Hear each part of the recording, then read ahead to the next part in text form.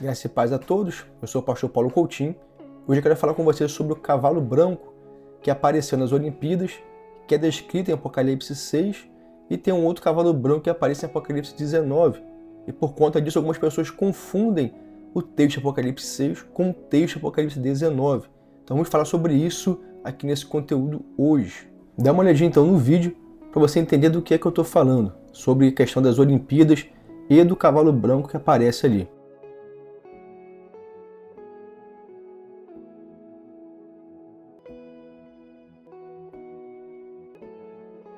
Então, para a gente entender quem é esse cavalo branco, vamos abrir em Apocalipse 6, versículo 1 e 2. Observei quando o Cordeiro abriu o primeiro dos 7 selos. Então ouvi um dos seres viventes dizer com voz de trovão: venha. Olhei e diante de mim estava um cavalo branco. Seu cavaleiro empunhava um arco e foi-lhe dado uma coroa. Ele cavalgava como vencedor determinado a vencer. Então, primeira coisa, Apocalipse 6 não está falando que o cavalo branco e o seu cavaleiro estão representando Jesus vindo montado num cavalo. Jesus aparece no versículo 1 como aquele que está abrindo o selo. Depois aparece a figura do cavalo branco, tá? Portando um arco sem flecha, sem nada. Ele ganha uma coroa, porque não tinha coroa, e ele sai como vencedor, determinado a vencer, mas ele não é um vencedor. Então, o versículo 2 não está falando de Jesus, o versículo 1 está falando de Jesus. O versículo 1 é Jesus abrindo os selos, e o versículo 2 é esse personagem que está vindo executar uma das coisas, um dos selos que Jesus está abrindo, tá bom? Jesus, ele é confundido com Apocalipse 6, as pessoas tendem, a dizer que é a mesma coisa, por conta de Apocalipse 19, do 11 ao 16, onde Jesus vem, de fato, ali o texto está dizendo que Jesus vem montado num cavalo branco. Tá? Vamos ler o texto. E vi o céu aberto, e eis um cavalo branco. E o que estava sentado sobre ele chama-se Fiel e Verdadeiro, e julga e peleja com justiça. E os seus olhos eram como chama de fogo, e sobre a sua cabeça havia muitos diademas, que tinham um nome escrito, que ninguém sabia senão ele mesmo. E estava vestido de uma veste tingida em sangue, e o nome pelo qual se chama é a Palavra de Deus. Então aqui claramente o texto está dizendo que essa pessoa é Jesus, a Palavra de Deus. E seguiam-no os exércitos no céu em cavalos brancos e vestidos de linho fino, branco e puro. E da sua boca saía uma aguda espada para ferir com ela as nações. E ele as regerá com vara de ferro, e ele mesmo que pisa o lagar do vinho do furor e da ira do Deus Todo-Poderoso. E no manto e na sua coxa tem escrito este nome: Rei dos Reis e Senhor dos Senhores. Então aqui no capítulo 19, obviamente, está falando sobre Jesus. Em Apocalipse 6, porque tem um cavalo branco, que também está falando de Jesus. Esse é o primeiro ponto, beleza? Aí você vai dizer, mas pastor, se não é Jesus, se Jesus só vem em Apocalipse 19, então quem é que vem em Apocalipse 6? Como aparece ali nas Olimpíadas, quem é que está surgindo, então, nesse cavalo branco, não para guerrear, mas talvez com um discurso mais persuasivo? Bom, obviamente é o inimigo. Se não é Cristo, é o anticristo. Tá? A palavra anti em grego, ela não é só alguém que se opõe, tá? Mas alguém também que se coloca no lugar de outra pessoa. Tem 2 significados essa palavra. Então Satanás ele vai vir na figura do anticristo, não só como alguém que vai se opor futuramente às coisas que são cristãs, são a verdade da palavra de Deus, mas ele também vai tentar se colocar no lugar de Cristo. Então ele precisa vir inicialmente com um discurso mentiroso, como ele sempre fez, com um discurso enganador, como ele sempre faz. Por exemplo, em Apocalipse 17 aparece a grande meretriz que contamina todas as nações com a sua prostituição. Então, é óbvio que a grande meretriz faz parte do jogo e está jogando do lado do anticristo, do inimigo. Só que no finalzinho de Apocalipse 17, você vai ver que o próprio Deus coloca no coração dos reis que estavam contaminados, que estavam junto com ela e etc., da besta, a se opor contra a meretriz. Ou seja, um personagem que estava jogando junto com o Satanás, agora eles se voltam contra a meretriz, eles acabam com essa prostituição. Como é que isso funciona? Isso pode nos estar querendo mostrar pra gente que na vinda do inimigo, assim que ele vier, começar a montar o seu arcabouço para contaminar todo mundo, o discurso dele pode não ser primariamente, no primeiro momento, um discurso de ódio.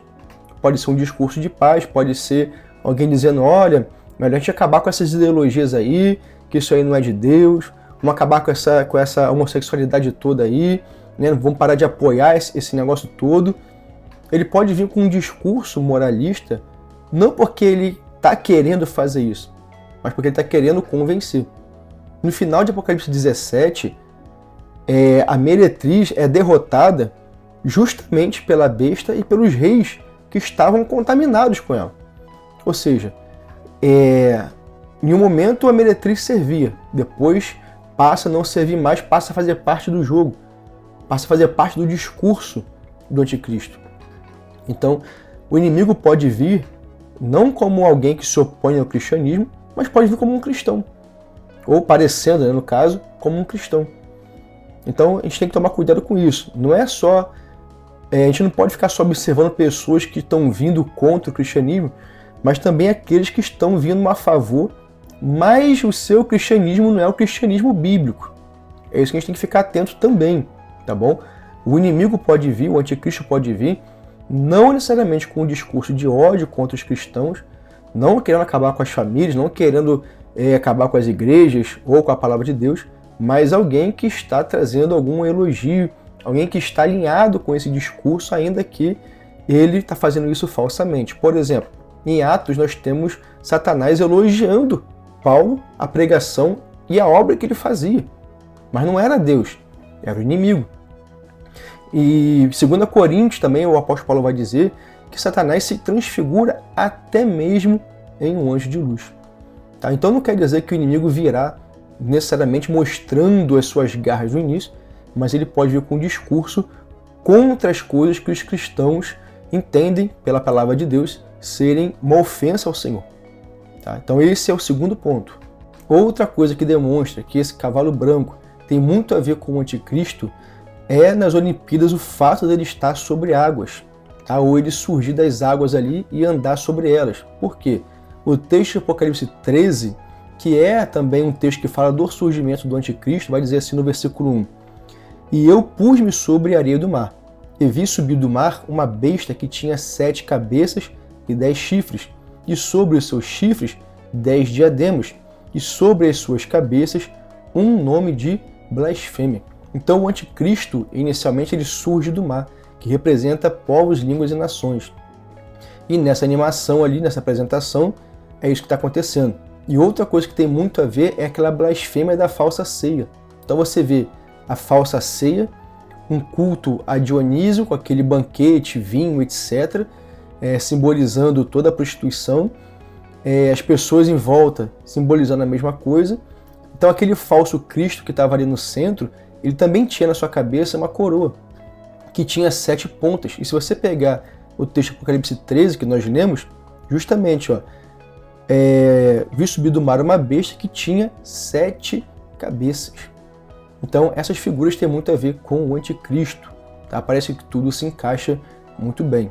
E esse foi o terceiro ponto. Um outro ponto que não tem a ver com o cavalo branco, mas que também é estranho, que isso tem a ver com as Olimpíadas, é a mensagem que eles passaram de um local com fogo e daqui a pouco sai um negócio vermelho como se fosse sangue, né, simbolizando sangue ali, o que é muito estranho para uma mensagem de Jogos Olímpicos. O que isso tem a ver? Que mensagem eles querem passar com isso? Dá uma olhadinha aí. Ça ira, ça ira, ça ira. Les aristocrates, ça la lanterne.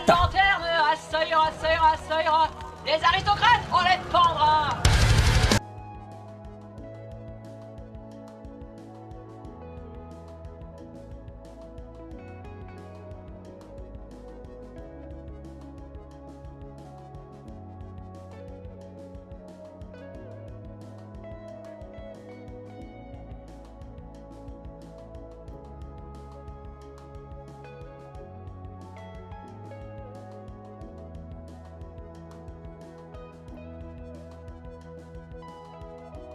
Como você viu nesse quarto ponto, que mensagem estranha, né, que a França, que é anticristã, contrária ao cristianismo, está passando nas Olimpíadas. Como é bizarro isso.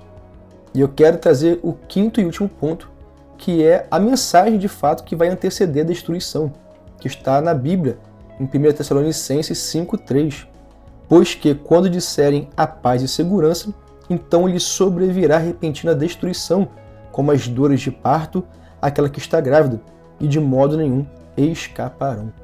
A mensagem que antecede a destruição é justamente a mensagem do cavalo branco. A mensagem de que a paz e segurança, de que está tudo bem, tudo sob controle, mas a gente sabe que não está. Que a tendência é piorar.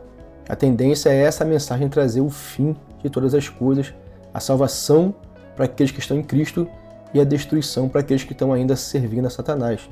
Essa é uma grande oportunidade para você entregar sua vida para Jesus, olhar para a realidade do que está acontecendo e falar, tem alguma coisa errada. Não há paz nenhuma, não há segurança nenhuma, só há paz em Cristo e só há segurança no Senhor. Se você gostou, curte, compartilha, se inscreve no canal para que outras pessoas também sejam abençoadas e alertadas. Deus te abençoe e até o próximo conteúdo.